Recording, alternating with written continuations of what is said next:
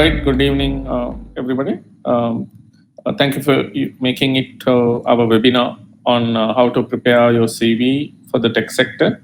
So this is about especially focus on junior people preparing to join the tech sector, or junior people who are already in the tech sector preparing their CV in order to either get a job or update their profile and branding, etc.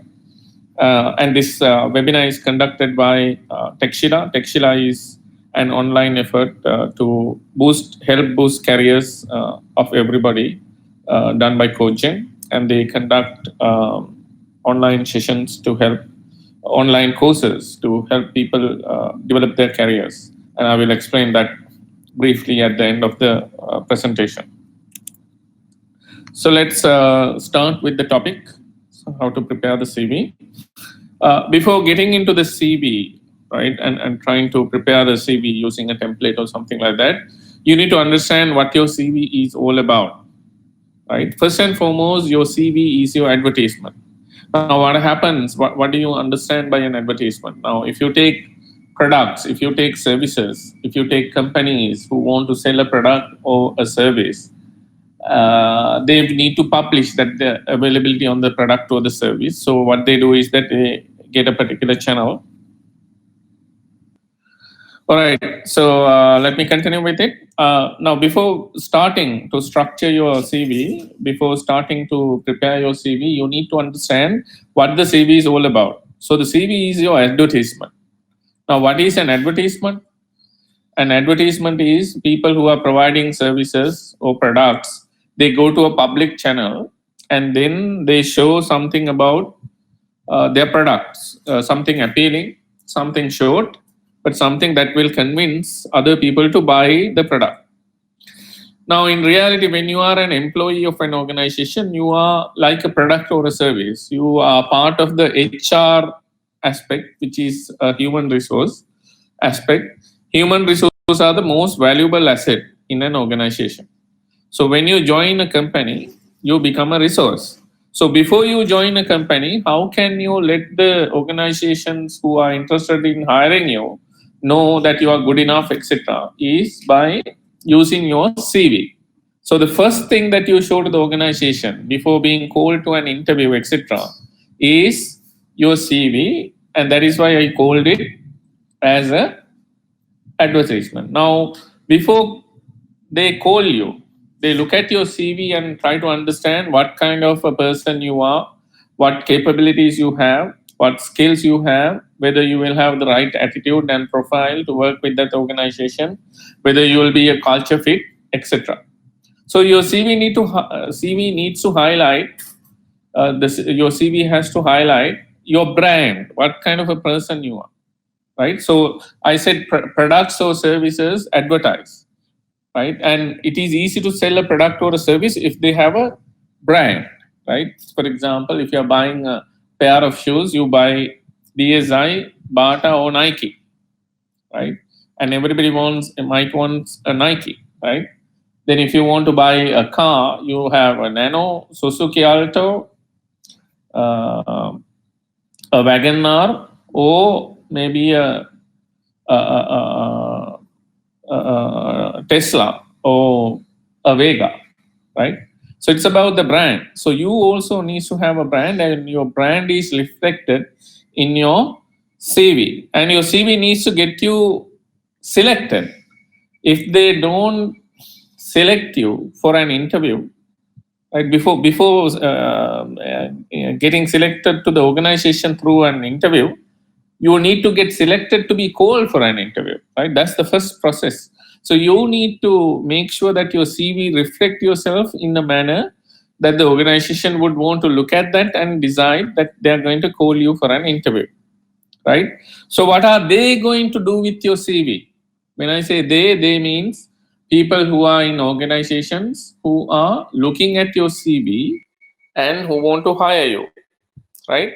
So they first, what do people do in an HR department when they get CV? They first scan it. They don't read it properly. They scan it. When they scan, they need to find the relevant information in quick time. Then once they scan it, then if it is appealing, they would probably shortlist you for an interview or a test. So the first step is that HR department will scan the CV. They wouldn't read it, they will scan it. Second, they will do a shortlisting, right? They will select you to be called or not to be called. So there's a bunch of CVs who doesn't get shortlisted. Then third is that they will read through it. Then at the third step, they will call you for an interview. So if your CV is good, it should be scannable. If your CV is good, it has to help with the shortlisting. Main information have to be highlighted. Then if your survey is good, it has to now provide the details in order for you to be called for an interview. Right? That's how the process goes. Now we are talking with the industry experience. I have been in the industry for 20 years. Now these days I work with Cogen with the HR department. I have been a technical person. I have interviewed thousands of people. I have looked at maybe hundreds of thousands of CVs. So I know this aspect day in and day out, what happens with a CV, right? So the highlighting aspect is very, very important. Now, what are the areas that you need to highlight? You need to highlight your education. You need to highlight your skills. You need to highlight your projects that you have done. And I will explain when it comes to the projects, but most of the time what happens is that people list only the projects that they have done during their university or academics. It's not sufficient. What extracurricular projects that you have done is also important. Then what are the other aspects that you have done in terms of your achievements, right? And at the end of the day, the CV needs to show your caliber, what kind of personal brand you have, and what kind of personal profile you have, right? So these sections are obvious in a CV, but it also depends on how we are going to present this information, right? So I will give you some tips and tricks in terms of providing insight in terms of the details that you need to provide. Now, when you talk about education, there are three kinds of education that you will have: your O-level results, your A-level results, and your higher study results, right? Maybe you have done higher studies, maybe you have not done higher studies, maybe you are in the process of doing it, right? Now, a good way to show your O-level results is that you have to mention your school, right? And then you have to give a short summary, not a long table. Now, remember, this is not a transcript. This is a CV. So you don't say mathematics A, religion A, arts A, etc., etc. You just give a summary. You say, I had 8 A's and 1 B. And you just now needs to explain what was the B. Because all other subjects you have had A, you don't need to list them there. So that shows that you are brief and smart and knows how to present information. The same goes with A-level results. 1 A and 2 B's. Now in here you have 1 A, right? Now people are interested in understanding what stream that you did your A-levels. Was it arts? Was it economics, mathematics, bio stream, IT stream? What is the stream? So you say you did your A-levels in mathematics stream and your 1A is for double mathematics, right? Then everybody knows that your others probably are from physics, so physics and chemistry, right? So it's a short description. Then if you had a good rank, you can list it here, but if you didn't have a good rank, you don't have to worry about presenting the rank. Then when you have a higher study or a diploma or a degree, etc., what is important is that you have to say what the stream is. And you have to probably mention your GPA or the class that you got. Now, I'm telling you with responsibility that most of the people, when they list their education experiences in their CV, they don't give this picture. It looks like a no-brainer to put this information in there. But some people say, I did a degree in computing, and that's it. And there's no information about GPA, there's no information about the class that you got. So the person who is looking at the CV cannot get an understanding in terms of how well you did your degree. Now, it doesn't matter.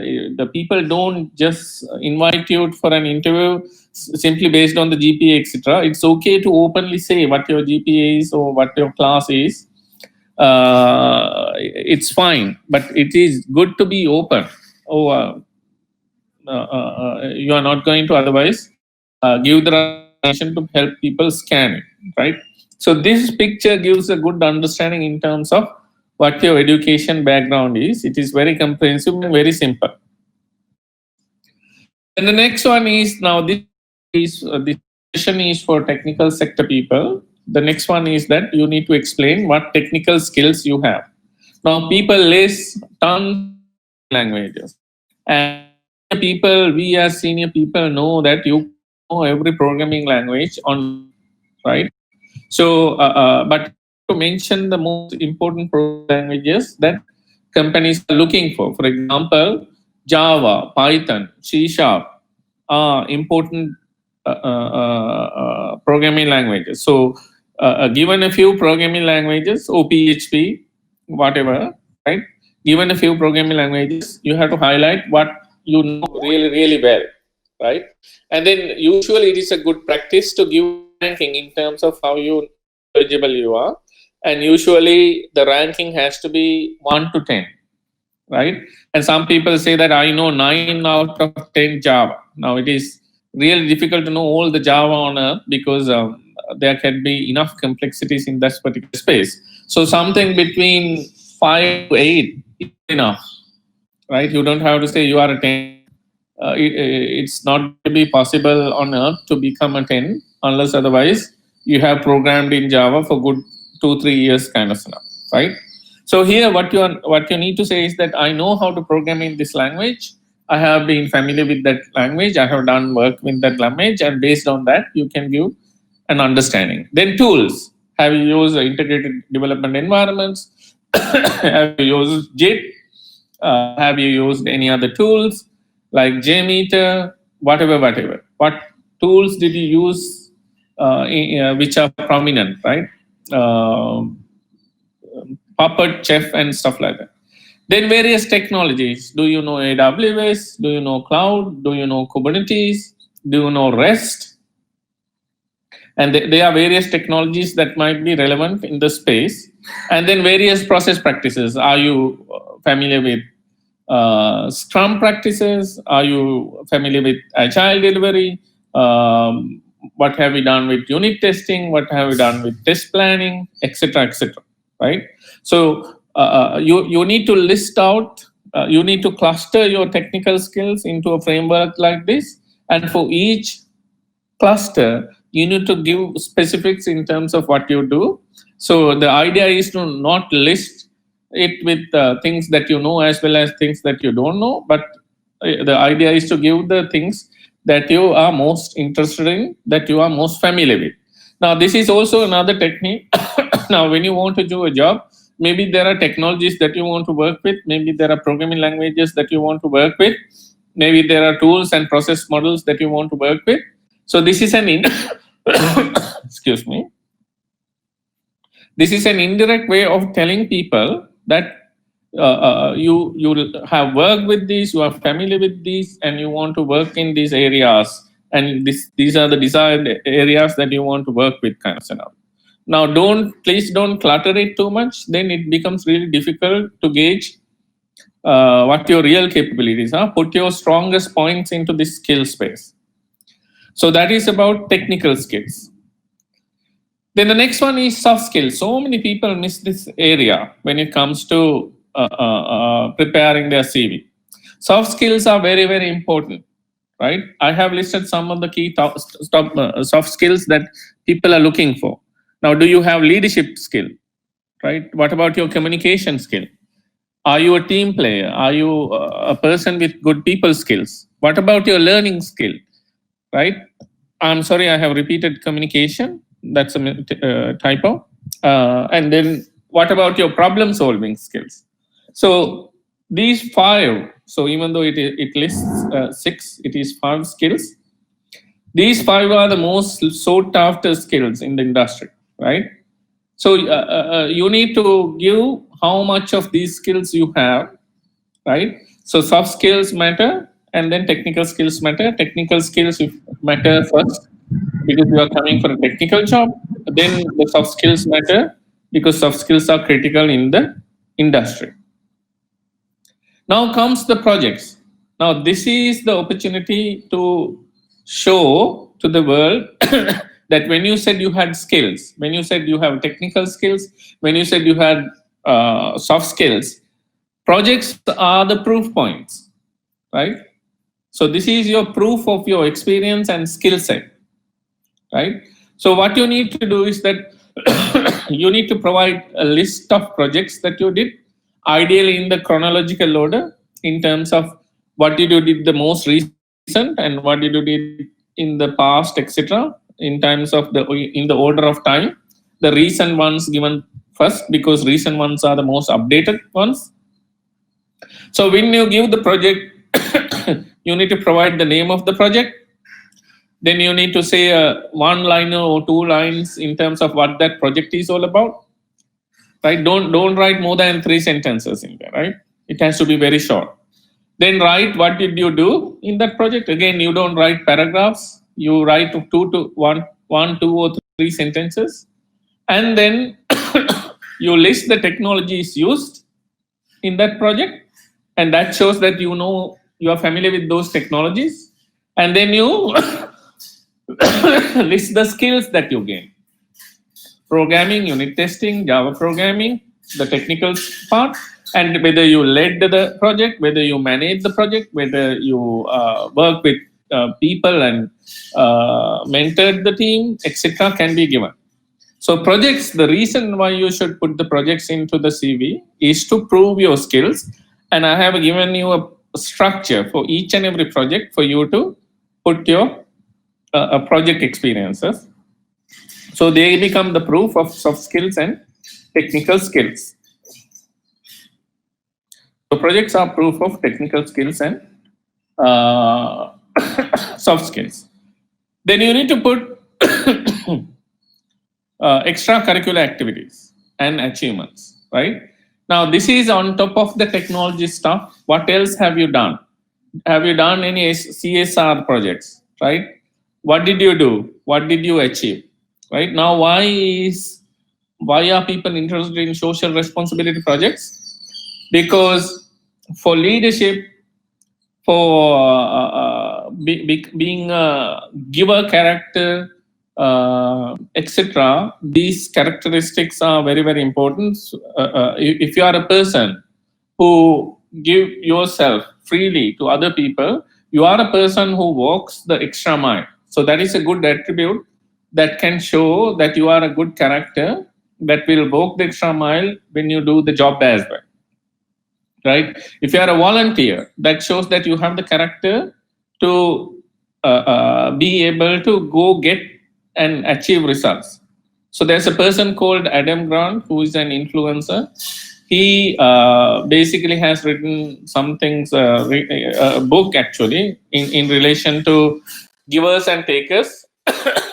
And he explains why givers are good to be employed versus takers are not good to be employed. Givers are good team players. Takers are selfish people who are not good team players. So the kind of management, senior people, vice presidents and CTOs, CEOs of the organizations are looking for those attributes and characteristics and attitude when they want to hire people, and most of the time final interviews are done by these people. So these project aspects will inspire them in terms of your attitude, etc. So they are going to be plus points. Then sports, right, shows that you had discipline, you had character, etc. Then arts, right? If you are a musician or an artist, etc., you need to provide those details because those artistic skills are very important when you come to a job. Not to play music or become artists, but because people who are into these arts, etc., know how to manage stress, etc. So they are good people who, when it comes to stress management, right? And then the other most important thing that you have to highlight is that what kind of leadership roles that you have played, right? Have you done event organizing, leading, managing events, taking initiatives, innovations, etc.? So in essence, maybe you have all the elements in here. Maybe you only have some of those elements, but it's okay. Whatever you have, it is good to have a provide a concise but comprehensive view of what your character is all about. This section shows character of yours to the rest of the world.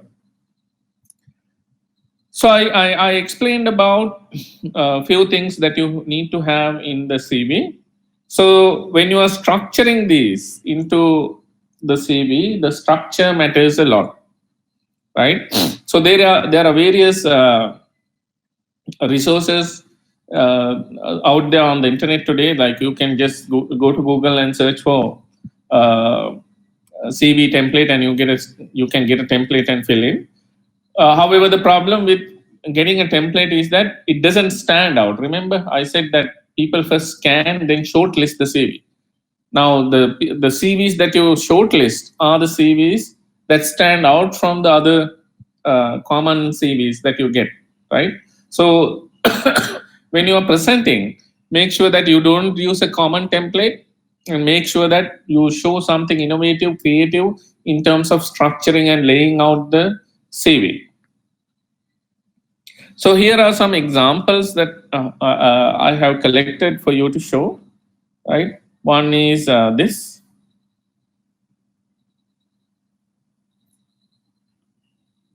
So this is out there in the internet. Now remember, this is an artistic person's CV, a freelancer CV. He's presenting himself in a unique manner using a set of pages.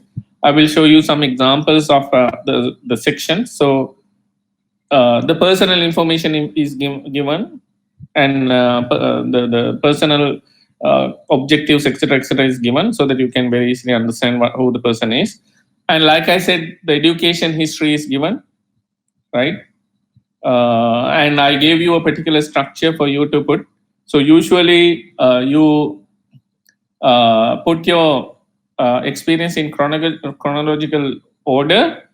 The most recent at the end of it, and the other stuff at the beginning of it. So you can see how timeline has been laid out. So the education is a main element, and the structure is nice and it is timely, right? The presentation is pretty nice. Then you get the work structure, right? So unlike the education history, right? Usually education goes from smaller to larger. So O levels first, A levels then, and university next. But work experience goes most recent to past. So what did you do in 2014 first, and what did you do in 2013 next, kind of scenario, right? So work history shows similar to projects, right? Basically, when you are working, you will be doing multiple projects. So you can say where you worked and put the projects you worked and the experience you gained and the technologies you used, etc., in the structure I gave you earlier, right? So the sequence of this one is slightly different. The person has put the projects or work experience before the skills. In my suggestion, I said put the skills first and then put the work projects later. Usually what happens is that we want to first look at the skills and then look at the proof of those skills, right? That is why I said that particular order. So this one is contradicting what I said, but what I said is more in relation to the sequence in which the CV gets scanned, right? Now, when it comes to skills, now these bars are giving a clear understanding in terms of the skill level that you have. So, given a particular area, given a set of technologies, these are the levels of skills that I have in that space. Then finally, the projects, so work history and then projects, and it is done. So this I have given you as an example for you to understand the structuring and presentation, right? And then there's a new trend called video CVs, right? I have listed a bunch in here, but I will show you one of them, and that has the same kind of structure when it comes to presentation. So carefully watch this one.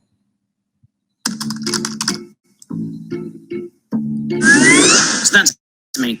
Marc Roost, half English, half French, born and raised in Fond-de-France. But who cares, right?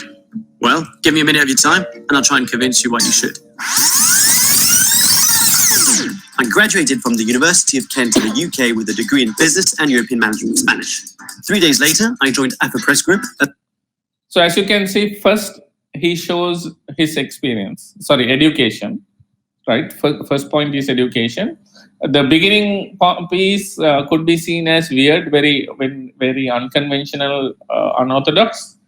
But here the reality is that this person is not a software engineer or something like that. Rather, this person is a creative designer.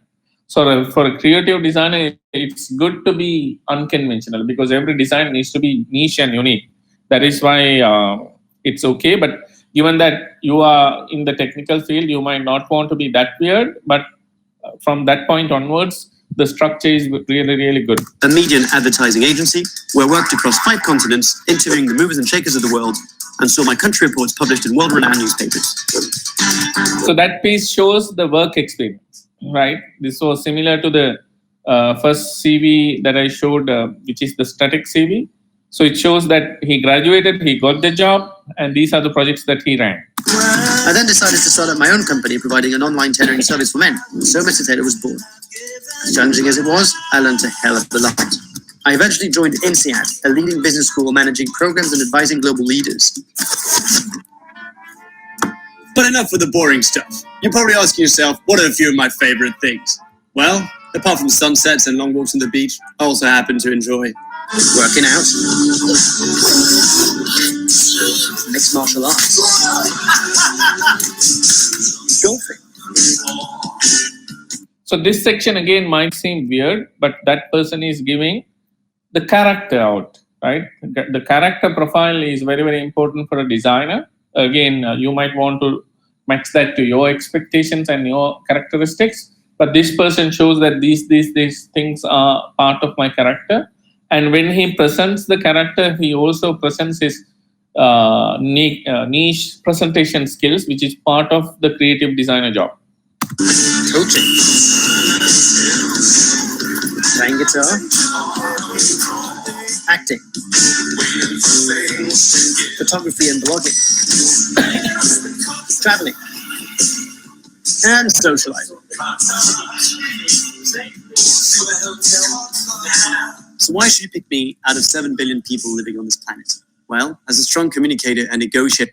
So in this piece, the person talks about skills, right? Strong negotiator, communicator. Who can build effective relationships. I specialize in finding creative and innovative solutions to the toughest problems. I also happen to speak English, French, and Spanish, and been involved in some very exciting stuff for the last few years. Okay. This might sound a little misworld, but I truly believe that I can bring a real and positive impact to your organization from day one. I'd love to join a creative agency where I could put my skills and experience to good use and apply my entrepreneurial principles to foster social transformation. If you'd like to find out more, get in touch, down on my CV, or simply laugh at my poor writing style, check out my website. Thank you.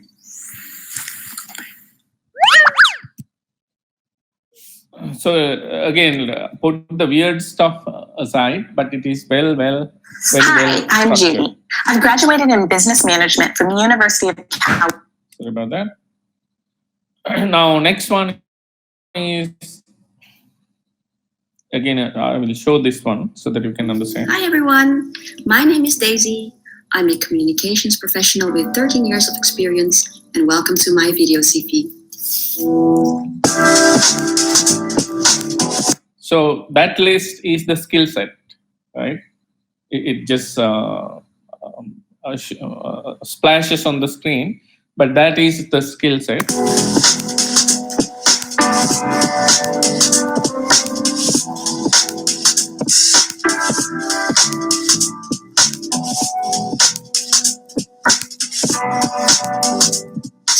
first tell you something about myself. My name is Daisy, and I'm 36 years old. I'm married, and I'm a mom of 2 beautiful children. In my free time, I love to travel, create, and smile. My roots lie in Indonesia, but I was born and raised in Holland. That's where I spent most of my life. I've always been an artsy kid, and that's why I ended up studying advertising, communications, and design. I learned to expand my understanding of communications, but I also learned design thinking, theories of powerful softwares to turn my ideas into reality. So she really frames one of the key skills that is required to be hired in her space, which is design thinking, right?